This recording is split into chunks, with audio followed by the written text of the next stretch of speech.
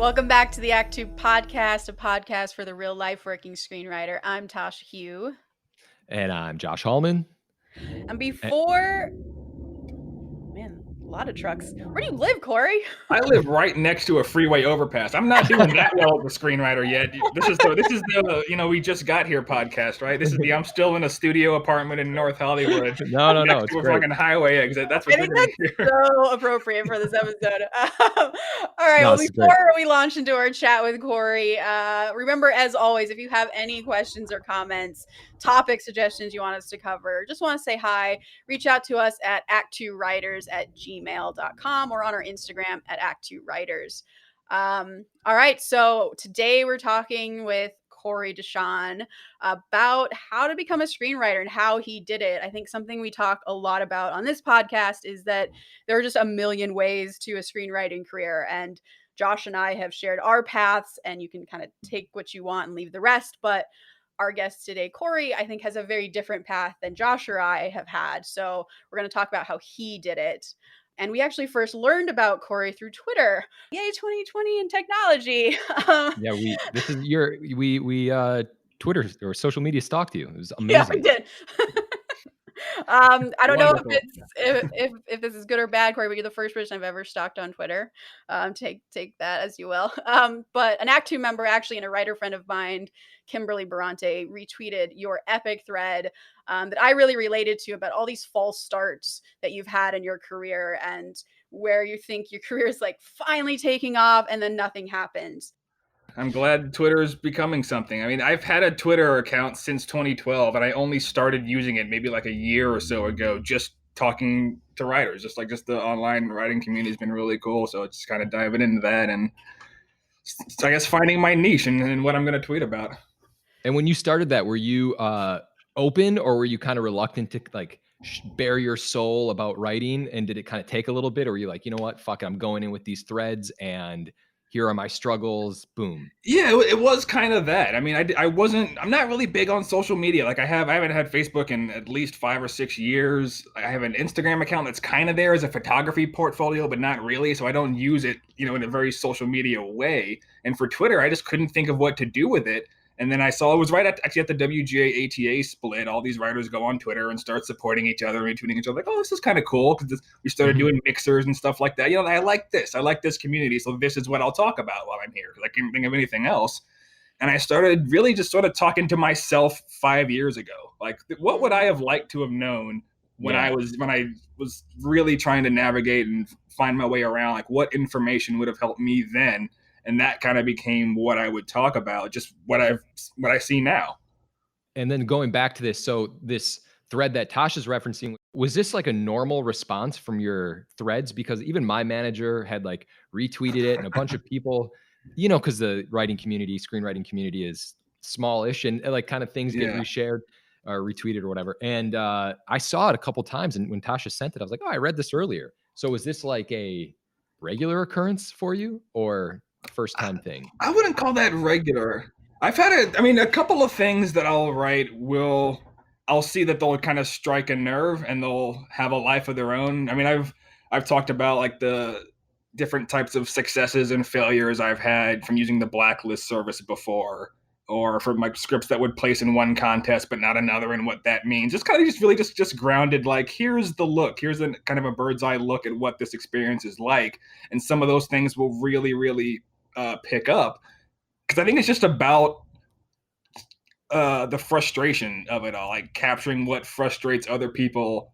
and at least being able to look at it from my vantage point, who I have had some success in the blacklist or whatever, to say it still came with all of these failures. Even though I got something produced that way, I still have the same sort of inconsistent notes experience that you might have had, or I still maybe placed a semifinalist in one competition, but that same script didn't place at all in another one. Like, I'm still experiencing the same thing, and that's what you're going to see at every level here. It's just that level of subjectivity. And when I talk about stuff like that, those will really start to pick up, it seems. That's the theme of our show, I feel like, is this is fucking hard. Like, and even though we have these successes, it's like, here's actually how the sausage is made. And so, yeah, that's probably why so many people are responding, because they're like, thank God someone else is feeling the same way I'm feeling. And Yeah. this is actually still what the path looks like. It's still this hard. Because I think we get distracted by success stories, is like, oh, if I don't have this huge, big success story, then I'm not actually making it. Maybe I'm doing something wrong. That's what I said about the blog. This actually, the script that I sold, it averaged a 6. It's not scoring 9s and 10s, and it's not the best thing to ever reach this. It was a regular, slightly above average script, but it was the right thing that the production company was looking for, so they bought it and they made it. But it's no, that you can repeat that step. It's circumstance, sure, it's the planets aligning, but it's not like some magical thing. It's just very, very, very unlikely. But just to create that little bit of a connection to say, like, if you're consistently scoring above average, or you're there, you're already at the level of people who are actively working in it. It's just, it's the other pieces of it that haven't quite connected yet. We're all a hard C writer. Yeah. You hit that good enough level, which is we can pass the class. We might not be on the top of the class yet, but that's good enough for now, and we'll just keep working our way up. Yeah. All right, so we're definitely going to unpack what you just mentioned, that you sold a script and that, but I feel like we need to jump into this Twitter thread. Is it my Tasha, turn now? Okay. How do you feel about that? Do something. I love it. I'm excited. I'm so excited to unpack these. Okay. So the first thing you said on your thread was, I got my first writing credit within 2 years of moving to LA. So fuck you, first of all. It was a rewrite job on a tiny little indie feature that even went on to get a theatrical release. Fuck you times 2. And when it happened, I thought, is my career going to start now? And it didn't. So let's talk about that. That's so awesome. Yeah. Obviously for you, I'm kidding. So how did the job come about? Were you already working in the industry? Were you already a writer who was taking generals around town? Did you have reps at the time? Talk us through how you got this first job. Well, I'll preface to say I have not had reps until this year. So everything mentioned in that thread was completely outside of that side of the industry anyway. And for that particular script, I was working as a production assistant. And this is the actual path that got me. That was, I started at UCLA's graduate program in producing.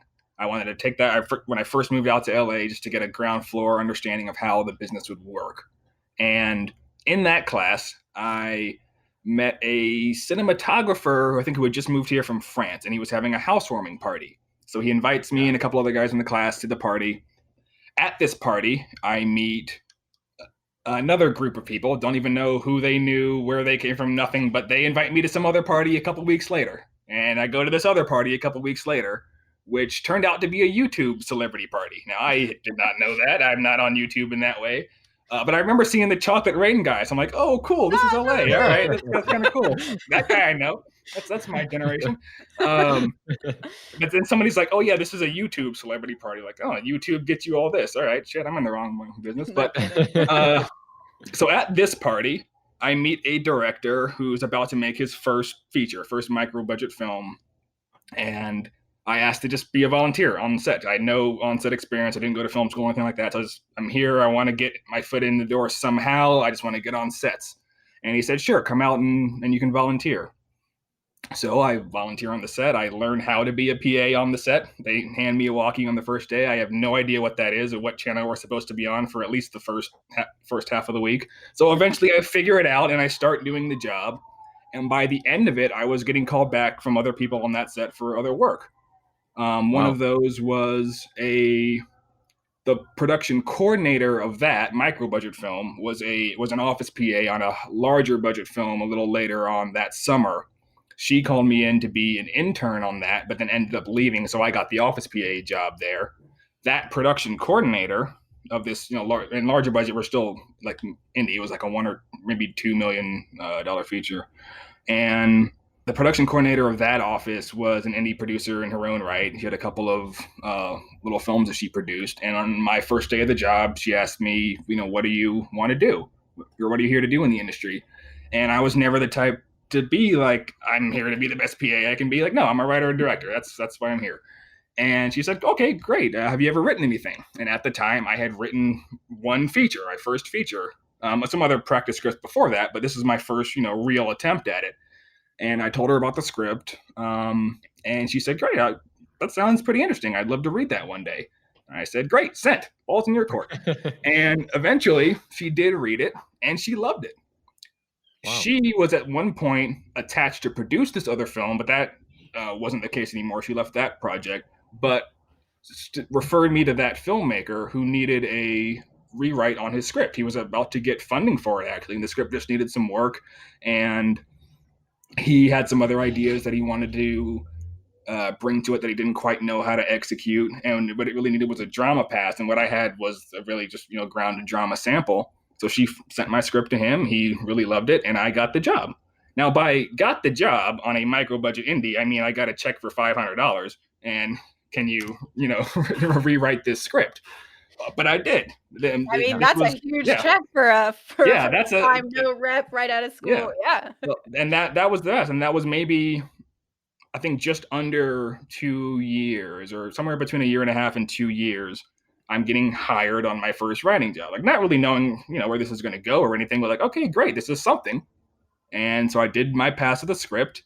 Can I ask, did you have to, for that kind of job, did you ever have to read the script and pitch what changes you would make? Or was it literally, I like this guy from his writing, let's just go with it, it's $500?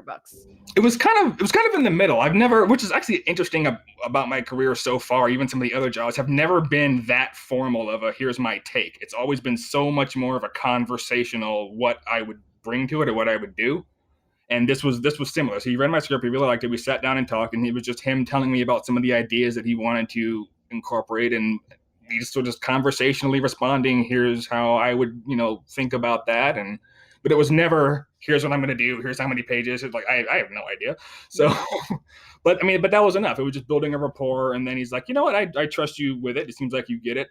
So let's see. Wow. And that version of the script did end up getting its financing. And they were about to shoot, and then it fell apart, but came back a different way 1 year later. At that point, I think I was working on something else, but they did end up doing additional passes of the script, like bringing on a couple other writers or whatever. But it got made. It premiered at a festival. It won an audience award at a festival, and then it got for an indie. It was a pretty big theatrical release for again, like not no budget, but very, very small budget indie. I think it released in something like 600 theaters. Oh wow! Wow! And that was a couple of years later, and I still had my credit on it. Like, so that was the first one. Yeah, that's awesome. What is the name of it? It's called Shine. That's awesome. So how many years after you did your rewrite did it get released? It was at least 2 or 3 years, I think. I don't remember exactly. So the movie's over, gets released, 600. It clearly has got fans. People are liking it. How does that affect your career? In no way at all. never how is that never possible? Came up in conversation again. Wow. So were you trying to get a rep at this time? Were you like, hey, I have a fucking movie coming out? Sort of, but not really. I think I'm trying to remember. I don't remember the exact timeline of it, but I think before it released, I was going down this path of what I thought was going to be my first feature as a director.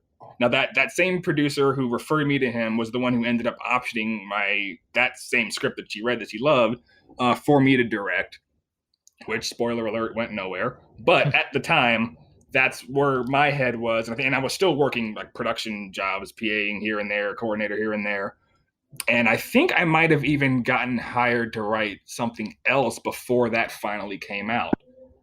So it was sort of in the middle of quite a few other things. I wasn't really expecting any sort of major wave to come my way when it did get released, but I wasn't exactly expecting nothing either. So did you have a plan for when it came out? Like you were going to use this to leverage other work, or did you even know how to go about doing that? That reminds me. It didn't come out until after I had already sold the other script. So it didn't come out until at least 2017 then. So it was quite a few years. But by then I wasn't looking at that as being like the one thing, because if anything, the spec sale was going to be the one thing. So by then it was just sort of, it was a line on the resume to say, Mhm. oh, this is something else that I can point to when I need to say, oh, by the way, this is actually my second credit now, the one that just that's going into Mhm. production. Okay, so you have done your rewrite. It's doing its thing, and as we all know, if it's doing its thing, it's like it's out of your hands. So you're moving on to other stuff. And in that time before it gets released, you have optioned an original feature. That's going to be your directorial debut to this person you met through all those different channels, which is Hmm. so cool. Party Um, hopping on the set. Yep. yeah, go to parties, people. That's where it Yeah. happens. So that didn't go anywhere, as you say, as those things often do. Well, talk to us about what happened. Why didn't it go anywhere? It's that's obviously something that's so exciting. Someone believes in your script and believes in you as a director, and is trying to push this. Talk about how it fell apart, if you don't mind. Yeah. I think it was a case of just not really getting enough momentum to begin with. So that producer was also just staying in the ranks of working production for a while, and I think didn't really get to a point where she felt comfortable just going full speed ahead into it. Like to really is like, I'm going to carry this thing across the finish line. Which, if there's one thing I've noticed, that's what every project is going to need. At least the one person and or a team to say like, it's going to be my life to get this thing made. And she wasn't in a position where she could have said that at the time. Is that because she herself was needing to pay rent, so she was just working on so many things? Yeah, she had her own life, her own. Yeah, it was that whole sort of thing. We weren't able to hit a real like, all right, we're at the starting line. We're gonna start the race now. We never really got to that point with it, and then it just sort of dissolved it after that. I mean, the final nail in the coffin for me anyway was actually when The Shy came out, Lena Waite's show. There was a plot line in that was not the same, but very similar to something that was also in that feature. So by then, for me, um, I was just kind of done with it. Like, oh, if I would have really tried to make this thing now or take this out now, then it's going to seem like I just copied that idea. Like there was none of that going on, but it was Yeah. just coincidence, as those things often do, as it happens. So by then, I was like, all right, I can move on from this project. The script itself opened a lot of doors for me, so that was pretty cool. And Yeah, that was gonna be my next question yeah, was kind of, it feels like, "Hey, I've optioned this feature and I'm attached to direct," is a big way to pitch yourself to people to potentially build out your network and even get more meetings. So can you talk about how that did help you in this way? it helped with the very next writing job, which is also like from this circle of this existing at the time. I also directed my first short out here, which did fairly well. I picked up some small awards, small festivals, like that sort of thing. And these things bridge directly into what became like the next big assignment, which was that true story adaptation. This was an actor producer who wanted to adapt the story of this family that he grew up knowing, and was looking for a writer to bring on. So the combination of him, I think, reading that script, me having that validation of yes, he's a director. Also, not that I was necessarily going to direct this, but just like, oh, okay, you've kind of got that sense too. That's good to Mhm. know. And then seeing a rough cut of the short at the time as a final, like, oh, okay, you actually do kind of know what you're doing. Great, let's talk about this then. And then it came a very similarly. It was, at no point was I pitching a take on it. It was just talking conversationally about what the circumstances of this family's life was, to the point where he decided to bring them out to meet me, just to again talk conversationally, start to ask a few questions about where the story could go. The family that he was still close with felt very comfortable with me, and that became the job. How did this actor, producer get his hands or her hands on the script? Through that same producer. To the same producer. Gotcha. Yeah. Okay. So as far as you know, you weren't even competing with other writers for this job. Yeah, it wasn't like just he's sitting back taking pictures or anything. It's like he had the idea out there that he was going to go do, and this producer was literally just walked me in the door to say, hey, here's the person you should talk to about this. That's amazing. That's awesome, man. Yeah. Well, that's great. You didn't have to pitch to get this job because pitching sucks. Yeah. So okay, so but also like clearly your personality being able to make everyone feel confident in you, that you could direct, that you had a command of story, all very important stuff, which as we've talked about in our pitching episodes, like that's more than half the battle with pitching anyways, is just showing that you have confidence.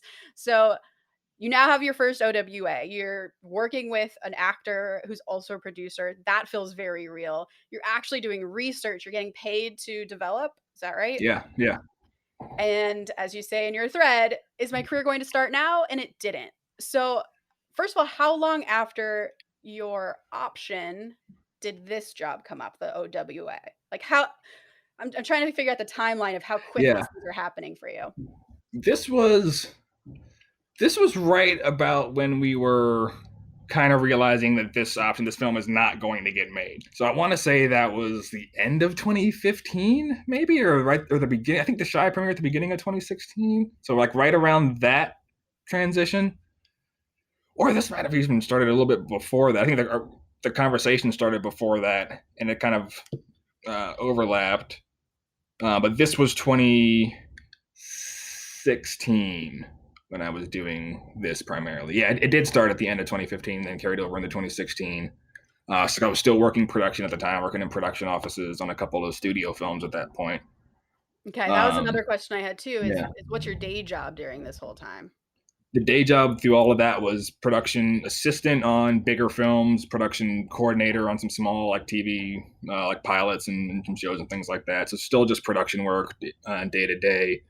And I would get to a point where I would turn down whatever the next job was so that I could take a deep dive into whatever the thing I was going to write was going to be, whether it's however much I can afford, whether it was a month, 2 months, 3 months, however long I could spend not working up to the point of, all right, charging rent on a credit card again, and then going off to the next production job. Yeah. So is that the cycle if you're a production assistant? I don't think either of actually Josh was a PA for a while. I I did was. not PA.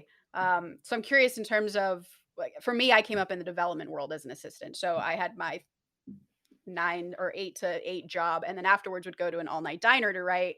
But it sounds like for you, like your cycle was sort of like a feast or famine situation. Like you would work at Yeah. your job and there's no time to write, and then you would take time off and desperately write. Is that right? Yeah. I tried early on a version of writing and PAing at the same time. It did not work. But what I will say is by the end of my PA career, when I was taking PA jobs on the studio films, it was with a group that I've been working with for a while who would have wanted to like promote me up the chain. And I kept saying no. And the deal that I would work out with them is I will do some of those higher responsibilities. You can still pay me the PA rate, but don't bother me with those bullshit runs because I'm going to be on the clock writing. And they were fine with it. So eventually I did sort of work out a way that I can at least get some work done during the day job. I love that. So you knew Yeah. you were like, I'm gonna be a writer. I want to write. Like there Oh, wasn't yeah. any. Okay, cool. Because sometimes you can like being in the PA world, you can really get looped into like you're saying, you can get like bumped up, and you find yourself like I was working in the art department after being a PA, and like I was like, what am I doing in the art department? I don't even know anything about this. I don't like doing this, Yeah. and it was just like so confusing. But you make good money, so it's like Yeah, I went out of my way to not get comfortable. Like ADs make how much? Oh, no, I'm not gonna. No, we're not doing it. Yeah. No. Oh man, good for you. Those are the hard choices you have to make. If you want to write, you do kind of have to be uncomfortable because you have to make it so that writing is the thing that will earn you your paycheck. However, you can get Yeah. into that mentality because you just need that drive. This is awesome because this is not our experience at all. So I love hearing about it. So were you able to work on other projects at the same time that you're doing all these other writing projects and PAing, or were you pretty much doing just this OWA for this writer producer at the time? For a while, that was the only thing that I was doing because I had that and the day job stuff that I would kind of go back and forth between. So I wasn't writing anything new at the time. It wasn't until the beginning of 2017 that I started pulling other stuff back out to do like rewrites and polishes and older material. So at that time, it was just that. And how long did that period last of working on that OWA that ended up going nowhere? Yeah, it was about. I think from start to finish was probably about a year and a half. Like the first conversations about it had started somewhere in 2015, and some of the early interviews with the family, and then probably about a year and a half later was all right, it's dead. Yeah. Having been in that situation before as well and come out of a huge development process with nothing of my own, do you feel like you would just do it again because that's just what you have to do? Or do you feel like you would advise younger Corey to do something different with that job? Well, no, for that job, I would do it again. I mean, that was a great experience being with the family, writing that story. That was my first time ever trying to adapt anything, period. So, I mean, that was a great experience to have had. I still actually keep in touch with the family. I talked to them, to them earlier this year, and still keep in touch with the actor every once in a while. So it's not an experience that I would trade. It sucks the thing didn't go anywhere, but I really, really enjoyed working on it. I would do that sort of thing again, but I definitely, even now when I'm picking what to pursue and what not to, I am looking for the signs of, is this going to go? Or as much of a sign as you can see, it's like is there someone who's going to be dedicating their life to getting this thing made? Yeah. Which actually that became sort of how that spec sale actually did wind up in a film coming out of it. Because I was fortunately in a position where I had more than one offer on it, and more than one interested company. And the company that I went with was the unknown company that had one film done prior, but you could tell in the meetings with them that these guys are going to make this thing. Like we're not going to be in development hell for 5 years. There's not going to be any bullshitting around. Like they want something that they can be shooting by the summer, and they want it to be this. Yeah, let's do it. Mm-hmm. And sure enough, 6 months later, the thing was in production. How are you able to tell when someone's bullshitting you about, we really want to make your thing, versus those people that you just described? Do you have a good bullshit meter? How did you figure out how to do that? I think so. I think it's just looking for those like little actionable pieces of the conversation. Because you can want to make a movie and then you would have a plan that's already in the works of how it's going to be possible.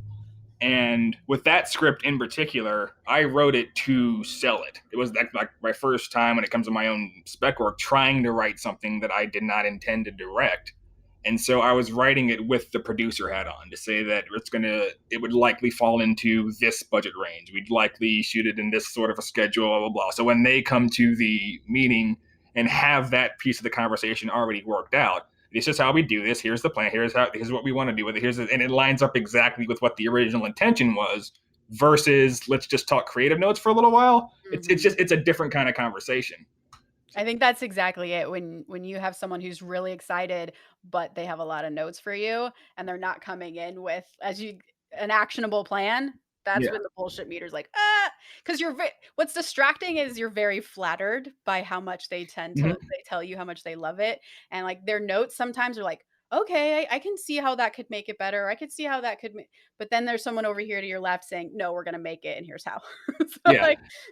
There's the note that makes it better. And there's the note that makes it better that's aware of the budget range that's going to be made for. And right. I think those are two very different things when you hear them. Yeah. Yeah. So yeah, that's sort of the next phase of your career, right? So you did this OWA, you spent 1.5 years on it. And then in this time, you were not writing this spec. You wrote this spec after the OWA, or is it something you already had in the chamber? I wrote this years prior, actually. This is something that I wrote, I think it was right after I finished my draft of Shine, I want to say. Actually, this I think was a little bit of the planning of what happens if this thing gets made. Is anybody going to come to me looking to sell a script or whatever, knowing that the stuff that I had written, which at the time was 2 other features, I was not intending to sell. I was holding to direct myself.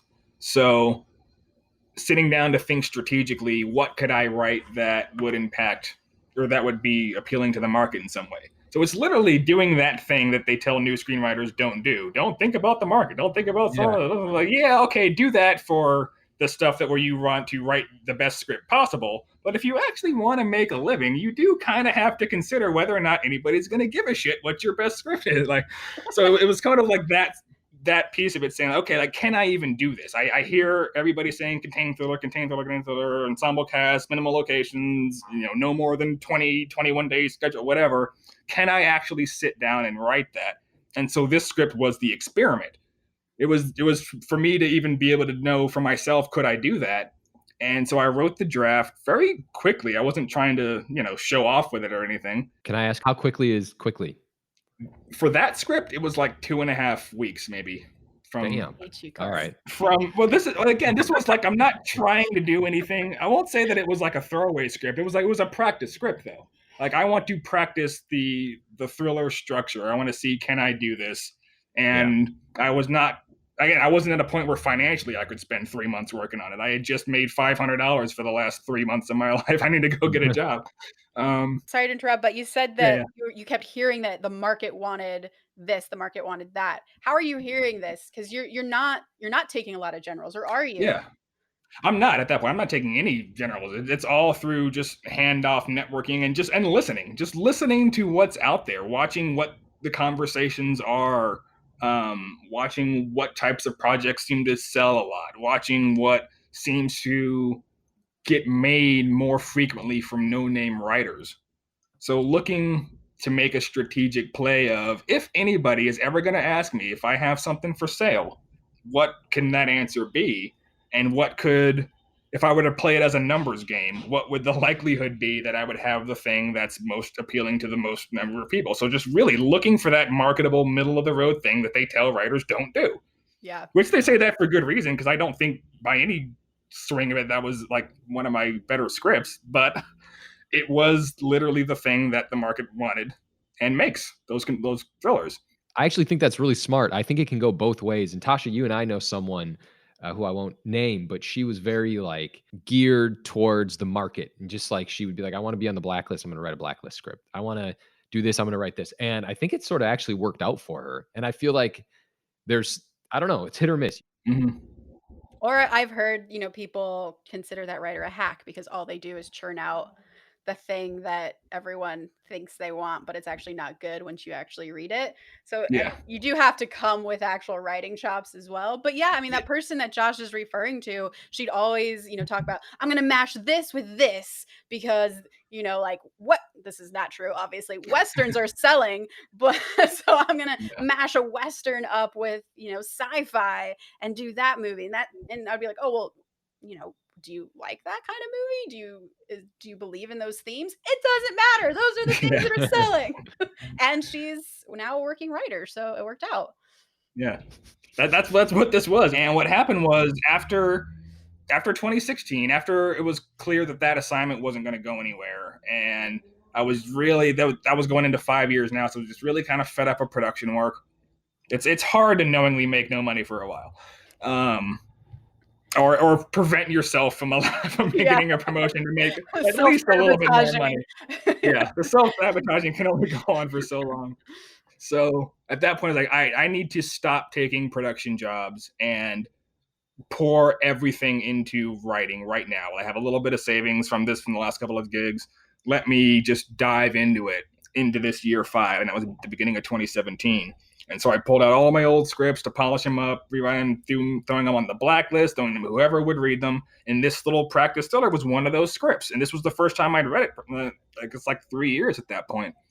And when I read it, I liked it more than I thought I would, considering like what it was. Like, I wasn't, it wasn't really my passion project or anything, but like, you know what, this isn't bad. Let me punch this one up too and see what happens.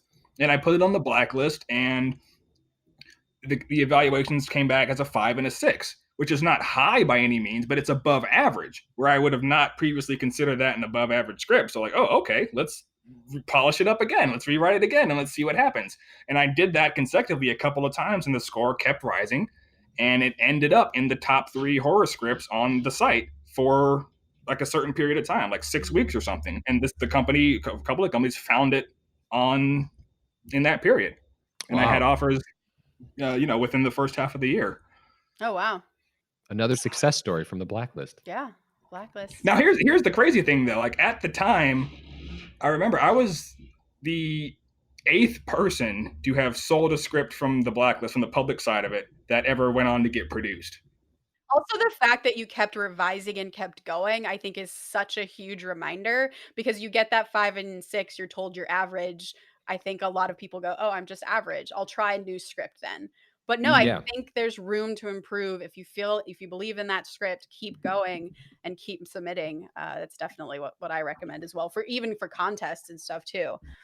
Yeah, that's good because a lot of people stop. Myself, one time I've put things on the I've had many things on the blacklist, and if I get bad reviews, I'm like, you know what? Why am I doing this to myself? So it's good that you're revising and you're actually taking the notes. That's not just to you. That's to anyone who puts it on the blacklist. Yeah. And that's to myself. All right, so you know you need to get out of this constant loop of PAing and taking these development jobs that last for a year and a half and you don't have anything original. So you bust out your old stuff, you start revising, and did you throw all of them on the blacklist or just this one that you really believed I in? think I put a couple on. I don't remember exactly, but I think I put a couple on. And that's a hard This thing to one, do, by the way, if you're also not making any money, because it's yeah, what, like yeah, $25 a month to do that per I think script? it's more now. It was whatever it costs now. It was cheaper then, but still, it was still expensive. That brings up a really good point that I think also doesn't get spoken of a lot is how I was even able to make it last this long was just the financial situation that I came in with. I don't come from Mhm. money by any means, but I went to college. My degree's in IT, but I went on scholarship, so I don't have any student loans. I came out here and could debt finance my lifestyle as long as I needed to, swiping credit cards. Yeah. I come Nice. from my mother works in the public school system. There's no money, but my worst case scenario was not homelessness. So I can Yeah. take the kind of chances that other people are not able to take. I Yeah. can turn down the production work to take $500 for the next 3 months to go write something just to see if it's going to happen. And there's been more than one occasion where, whether it's my mother or my grandmother, have helped me make rent Yep. and helped me buy groceries. And that is why I can still be here as long as I have, where other people can't. It's Yep. just having the financial stability to be able to swipe your credit card on the blacklist 10 times in a row just to see Mhm. if something will happen, knowing it probably won't, is privilege. It's weird to say Yeah. that I've never considered myself to be like privileged, but when I think about it, like, yeah, this is privilege that allows me to be here. I Absolutely. I don't even know how we continue after that. That was like the most powerful thing we've ever had on the podcast. We should just stop it now. All right, well, that's it. I'm going on a high Hey, note. well, see you All right, later, see you Corey, later. man. Great stuff. Been great. No, I mean, that's definitely my story was as well. I had definitely had my mom had to pay my rent. I was on unemployment for a long time and Yeah, getting um unemployment checks too between the production jobs. Yeah. yeah, just any job I could find, temp jobs. Out here in Hollywood, at least, there are temp jobs that allow you to get specific jobs that are in the entertainment industry, which is what I ended up doing because that at least kept me in the circle and maybe I could have my ear to the ground and try and find something that way. But yeah, it is a slog, which is why they say that like stick to itiveness is the key to success for writers because you're gonna go through some shit in order Hmm. to get there. And if you're able to, like if you are financially able to, if you're privileged, as you say, or you can just kind of, stick it out, you will you will be the C writer who rises to the A level Yeah. Yeah. because everyone else gave up before you. That's literally what it is. Like I think sustaining long enough to be successful is just as hard, if not harder, than being successful to begin with. Absolutely. Yeah. Because there are a lot of people that I know that I started with who I thought would still be here, but they're not. And it's Yeah. for similar reasons. They couldn't last long enough to even get the chance to be in front of somebody to talk conversationally about a script to figure out whether or not they're going to get hired. Yeah, absolutely. And also when I was hosting my stuff on the blacklist, that $25 or $50, whatever I was doing every month was really painful, but Yeah. also felt really valuable. And for me, that's actually how I got my first job as well. So if you're able to do it, I always recommend it. Dang, I Um, didn't even know that. Corey's bringing out new things. We're getting deep here today. Yeah, we're not. All right, so you get noticed on the blacklist from your spec because it just keeps rising up. And are you paying, by the way, that little extra money to get more people to review your stuff? Because the way the blacklist works Yes. is you'll pay more to get more reads, and the more reads you get, the higher you can potentially go up. Yes. It's I I totally a racket, Franklin Leonard. I wrote like a whole like 3,000 word Reddit thread actually about how to engineer the blacklist in that way. Because like, yeah, Oh. if you're just paying the monthly hosting fee, nobody's gonna see your script. It's there, sure, but when you think about like the executive or the assistant who's going on there to look for scripts, do you think they're really digging through piles of scripts to find yours? They're looking at what's right in front of them. So in order for the site to work for you, you've got to get your script onto those top lists, which are the consistently higher scoring ones, which you're not on if you're not buying evaluations. And the way the evaluations work is it's always an average of 2 scores. So if you only buy one at a time, you're still not getting on those lists. So part of that strategy of how I sold the script on the blacklist was engineering the website to work to its maximum potential. I wanted to be in front of the most people for the longest period of time. And that means buying evaluations in pairs every, I think, like 2 or 3 weeks. So you stay on the list, and if your score is rising, you'll keep going higher and higher. Oh, that's brilliant. How long do you think you were on the blacklist before producers started reaching out to you? How much money can people expect to spend before? Expect to spend a lot. I had used the site before that for a couple of other scripts. Actually, one of the reasons why I went back to it even is because that first feature script that I wrote, I did put it on the blacklist, and it did get that coveted 8 score where they actually like send your log line around to a bunch of people or whatever. And because of that, I ended up getting a meeting at Disney of all places.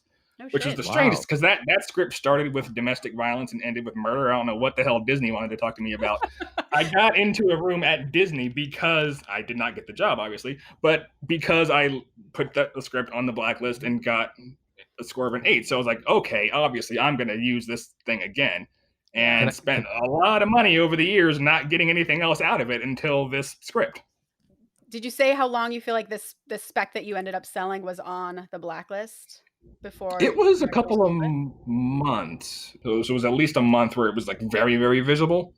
So I probably spent the month of February, the beginning of January, going back and forth on a couple of passes, couple of rewrites. I don't know how many times I did that, but it was as many as possible. If the score is going to keep getting higher or staying consistently above average, and I was just watching like the ranking of it rise on the site, like, oh, cool, let's just keep doing this and let's see what happens.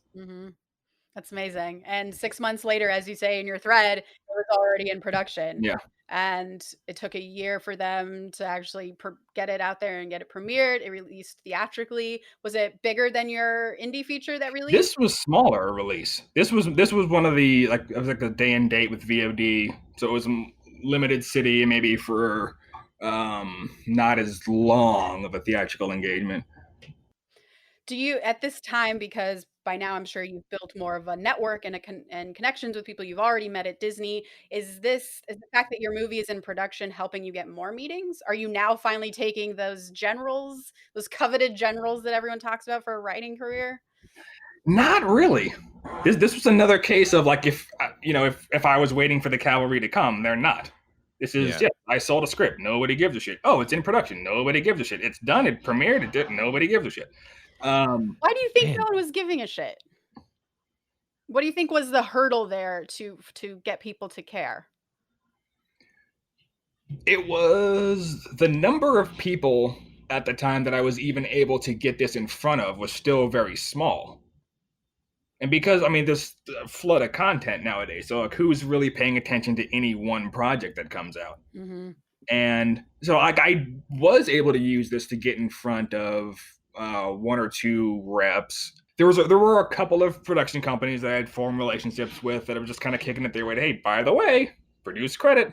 Is anything else coming along? But most of it still stayed pretty local in terms of like the people that I was already in touch with. I will say that first set that I ever worked on as a PA that I party hopped my way onto, I've kept in touch with that producer since then. He's read my work and liked it since then. Around that time, he started to send some stuff my way as like possible rewrite jobs and things like that. So that's another, like, you can make some of these connections on set. They won't show up again for 5 years, but they're there. And so like, that's who I wanted to share this with. Like, hey, producer who read me, who likes me, who actually goes out and makes movies. By the way, I'm in this tier now. Yeah. Just in case you want to throw anything my way. Yeah. So it was that sort of thing, and just kind of leaning on the networks that I would have to see, can I get this in front of a rep, and would they even care?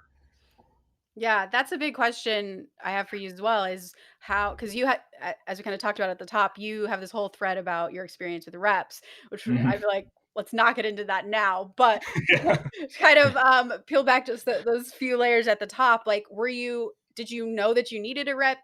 Were you actively trying to get them and just it wasn't happening? Or did you feel like I'm going to rep myself and be my own advocate? Where were you in that process at this point?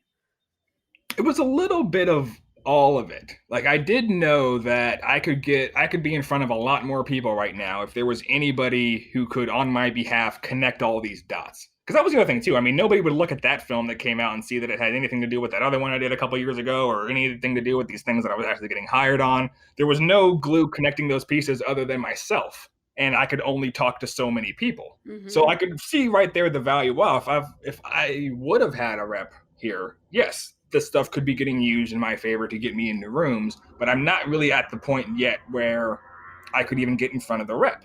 I was only just able to start getting read by even some of the assistants at agencies and things like that. And another thing that was working, I will say working against me, because it felt that way then, even though I don't really consider it to be the case now, was that I was not trying to repeat that film. I didn't have any interest in writing another thriller or something else like that. I wasn't trying to stay in my lane as a writer or pick a genre or anything. I was going out and doing whatever I wanted to do, wherever the work would be, whatever project I would have an interest in at the time. Even the specs that I would go on to write next had absolutely nothing to do with anything that I had written before. And that did not help me get any reps or get anybody interested. And you mean just because no one could pinpoint what exactly Corey writes? Yeah. And so for me, that is kind of what I was doing. I was just writing whatever I felt like at the time, and it was working in its own way. So I'm like, all right, I'll keep doing this then. At the end of the day, as much as I would love to have a rep, the other piece of it too was I was not going to sign to a rep as just a writer. It was going to be a writer director, and I had not yet directed a feature. That's always the goal. That's always the pursuit. And so I didn't consider any version of somebody saying, well, don't do that now. Let's just focus on this other thing for a while, to really be help. Even though it could have gotten me into a room or gotten me another assignment or job or whatever. I'd rather just keep pursuing the thing that I actually want. Because at the end of the day, as much as I love writing, and I do love writing, I came here to be a filmmaker. I didn't come here seeking employment. I mean, I'm writing on a TV show now. There could have been a version of my career where I didn't touch TV at all. So I didn't come here seeking writing jobs. I enjoy it, and it's worked out that way. But I came here to make films. So I'll go Werner Herzog it out in the jungle for a year by myself if that's what I need to do. if reps don't care, like, whatever, I'm making a film. Did you find then at this time, as you were getting in front of at least a few reps, that they were trying to kind of like focus you on only writing, and that's why you sort of didn't feel comfortable signing with them? Yeah, not to say that I was, getting offers thrown out at me every day, but I did see that in any conversation that I would have would be very narrowly focused on the one sample that they read, and have no interest whatsoever in anything else that I would actually want to do. I would never get the question, "What do you actually want out of your career?" And so then it's like kind of check out, like, all right, whatever this isn't it. Yep. I don't know what's wrong with it yet. I haven't been here long enough to know what's wrong with it, but I know that this is not going to lead where I need it to lead. So I'm not going to try. I'm not going to try to sell myself to this person. I'm just going to keep doing the thing that's been working so far and see what happens. Yeah. That's incredibly brave of you, because you're always told that a rep is your key to success and that's your gateway in. And especially when you're struggling, you have your day job and you're like, it's really hard to say no to a rep who says, I'll rep you, but I'm not going to do the career that you want. Part of you is like, maybe I can give that up. Maybe that's okay. Maybe I'll make it work. And I know a lot of people, particularly who that's their first experience with a manager, will still sign on with that manager and then cut to a few years later and they're miserable and that relationship isn't working.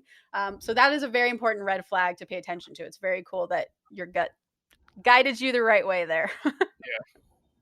So after your spec, your movie gets premiered.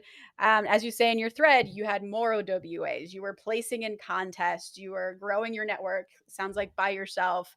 And then now you're in a writer's room. So how long was it between your movie premiering to now you're in a writer's room?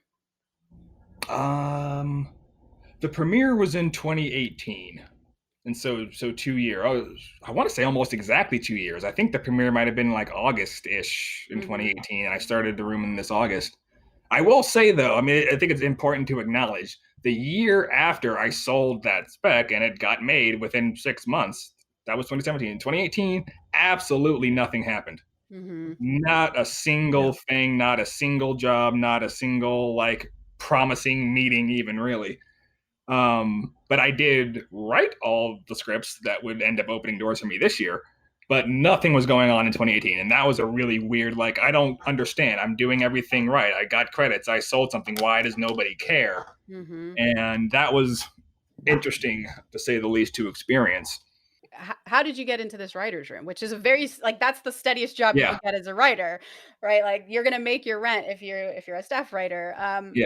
How did it go from a super dry spell for 2018 to now?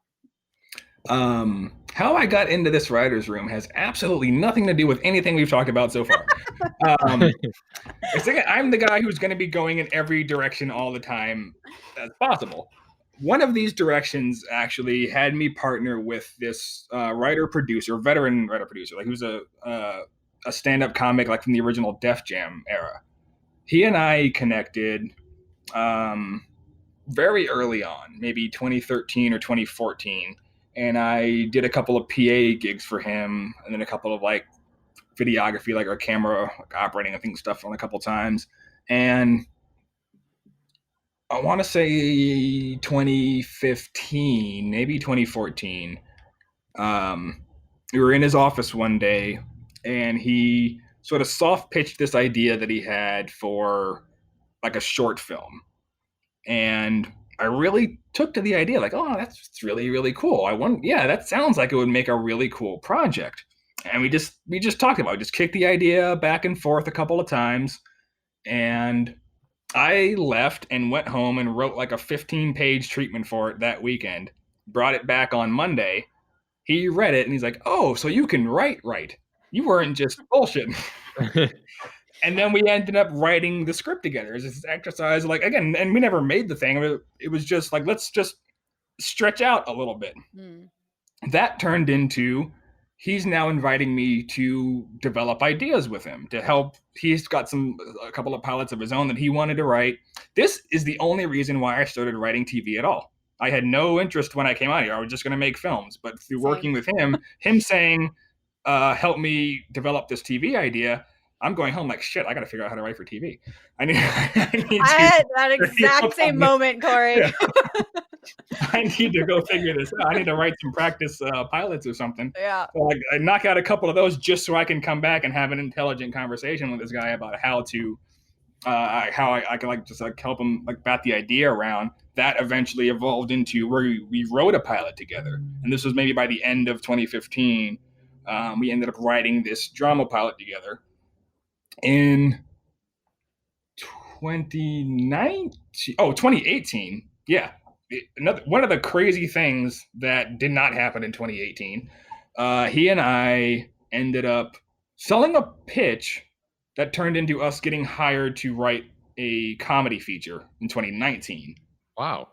That still never went anywhere. One of these, like, this has got to be a sure thing. Like, it has every element that you would think it needs to have to just be a lock. Still nothing happened with it. But he and I wrote that feature together, and now this is another one of these like sort of alarm moments, like, shit, now I'm writing comedy also, which was not part of the plan. How, again, still thinking, how is this going to look when I finally do get in front of more reps and we're having that conversation again? Yeah. I've added another thing, but I say all that to say, like, so he and I have just developed this working rapport, writing together. Now we're good at it. We'll go into his office, and we'll bat ideas around. We'll crank out stuff, and that just becomes this little routine that every once in a while we'll go do. So it's like, great. Now I have an occasional writing partner also. Great. I'll check that off the box. And so he was really good friends with DJ Nash, who created A Million Little Things. This season, DJ reached out to him to say, come join the writer's room. He had TV experience. He'd staffed on shows and stuff like that before. And he's like, great, I will, but I want to bring this other guy with me. And he sent DJ the sample that we wrote together, the drama pilot 5 years ago. He sent that as the sample. DJ was like, yeah, all right, bring him in. And so now I'm writing on a network show. That's amazing. Wow. You said it's random, but actually that completely tracks with your story. Yeah, it seems like How else are you going to get that job? Exactly. And- How else? It's not gonna. And what's interesting about it is like what you're saying is very like in line with how you ended that thread we've been talking about, where it's like this is a journey. Like you have to enjoy these things, and it feels like it just makes sense.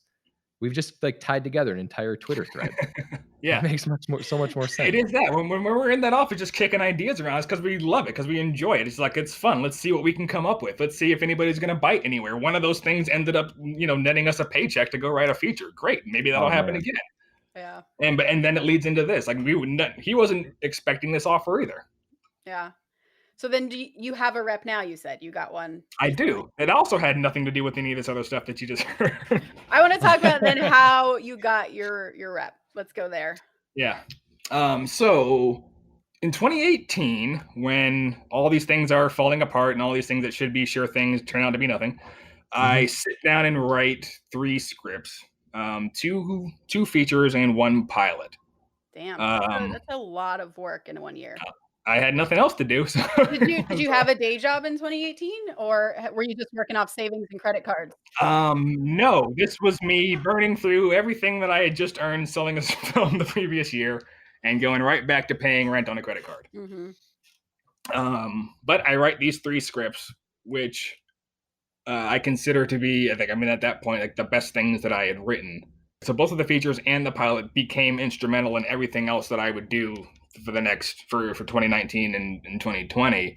One of those was a sci-fi pilot that ended up being read by a showrunner who didn't even like sci-fi, but really liked that script and made her say, can I read something else of yours? That was my only solo TV sample. So I sent her one of the other features, which I sent her the one that I consider to be the best thing that I've probably ever written and maybe ever will. And you've peaked, Corey. Yeah, throwing the towel. That is what's funny about this story, actually, is that how these old samples of mine became the things that opened doors 2 years later. Yeah, I peaked already. You guys missed it. She read that, and she was like, "Okay, we need to do something with you." And here's what's really, I think I'd probably tweet at some point about the difference between an ally and a gatekeeper, and how much of an ally this woman was for me. She reads this sci-fi pilot sample, a genre that she doesn't even like, and says, "You're a talented writer. I've got an overall deal at this studio. Can I send them this?" Of course you can send that script to a studio. Yes, please. So she does. Now, previously, that script was getting read by a couple of assistants and coordinators at an agency, and they would all have the feedback of, "We can't sell this, so we don't want you as a client," basically. That script that they couldn't sell, so they didn't want me as a client, this showrunner reads it, loves it, sends it to a studio. The studio says, "Yeah, we don't think we can sell this either, but we'd love to develop something else with this guy if you want to bring back something." So she relays that to me. I sort of soft picture something else that was something that I was writing as a novel that I think could be adapted into a series. She really loved that idea, took that back to the studio. The studio said, "Yeah, let's do it." And they offered me a development deal. Because the studio offered the deal. I feel like there's so many steps in between this. There's surprisingly few. All right. Well, okay. I have a couple questions. How did your script get to the showrunner? Your sci-fi? That happened because George Floyd got murdered. That happened because the Twitter hashtag Read Black Writers that was going around for about 3 or 4 weeks had people like her reaching around the level of gatekeepers. And because of that, she got my sample. Interesting. Okay. So she reads it, loves it, sends it in. We don't want to do this one. What else does he have? You soft pitch her something you're already working on. And then does she take you into the studio to pitch it? Does she pitch it to the studio? She pitches it to the studio. And studio's like, "We don't even need him to come in to pitch this. We love it so much." Corey, what the hell? Tasha's gonna, Corey, when this is done, Tasha's gonna take her headset off, fucking throw it down, and go find that bottle of wine that's not there. But again, I got to preface this to say, like, yeah, it's a development deal. Maybe absolutely nothing comes out of it. You know, we'll see, as these things often go. Oh, of But course. that was the final piece of the puzzle. When that happened, when that offer came in, then she's like, okay, you need a rep. And now it's no longer, I'm just going to put you in front of the one person I know who's a rep. It's who should rep you. Yes. It's who should actually respond to the material that you have, to what your goals are and what you want to do with it. And so she made the introduction to the people who ended up becoming my agents. So I just want to say, this is all fucking insane, by the way. It is. And I mean, in a good way, by the way. Like, hearing this, because I feel like I've heard these stories, we've heard these stories, but like I've never actually met someone that these stories have happened to. Yeah, you're like a unicorn. Yeah, you're a unicorn. But so with the reps, was she setting you? So she was setting you up with them, or were you like, hey, reps, I have a freaking development deal, and everything I touch works out. So what's up? Or like, how did that go? Like, what happened? It was because the deal was on the table. Well, actually, I can't say too much about the specifics of it, but because this was happening at the exact same time that the offer for A Million Little Things came in, there was kind of a clock on it. So she referred me to the agents just to say, like, just to get that deal done, not even necessarily to rep me for everything, but like, you should just meet this guy. He's got this offer. Just help him get this thing done. But talk to him about who he is and what he wants. And so their only question for me was like, who are you and what do you want? And that's when I explained, that's when everything that I had been doing over the last 8 years finally lines up and actually meant something, because I was explaining it all at once. And when you explain all at once, then it does kind of sound like a career. Then I get to say, oh, I got hired to do this, then I got hired to do that, and then I sold this, and then that got made, and then that got made, and then I did this. And at some point we skipped over in 2019, I finally did direct my first feature. That was in post-production at the time, and now this TV show just offered me to come start. I'm going to start on Monday. I think I was having that conversation the Friday before I started. So they're like, oh, okay, yes, we would like to rep you. Yeah. Did you feel like you had sort of a pick of is it your agent, or did you have a manager? Who'd you end up signing? I ended up going with an agent. There was a couple of agencies that I talked to, and then a management firm, and I ended up going with the agents. It was a team, so it's like 5 people now that kind of just cover all angles. Because again, for me, like, I'm not gonna say I'm coming here just to staff on shows, just to do this. I'll do TV now too, because I guess I am now. But I'm here to write features. Well, I'll do assignments, but I'm here to direct. Here are these things that I want to direct. Here's the one that's already there. It's a really, really weird film that I just directed. The first thing people are going to say when they see that thing is, how the fuck did this guy start working in network TV? But that's there too. And by the way, like, the comedy, so it's like, you have to see the whole package and agree to all of it, because I'm not going to stop doing it at this point. Like, you have to be excited by the idea that I'm just going to keep trying all this stuff. And for them to say, oh yeah, we like that, we are excited about it, we want to help you keep doing that, because again, it's just a different conversation. Yep, completely different conversation. You're just gonna surprise people. Fucking trust me, man. But also look at the power shift difference between the conversations you described before of a rep saying, I'm going to take your career and I'm going to make you this thriller writer or whoever, versus you being like, no, this is who I am. It's crazy and bonkers, but this is who I am. And then being like, okay, like, that power shift is completely different and is the relationship you want. So amazing that you held out for it. May I ask where you are? Which agency?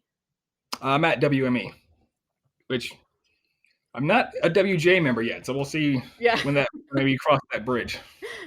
Right. Because you'll have to fire your agents, but you can still be there as a director. Yeah, that's another piece of why you're taking the entire package. Yeah, exactly.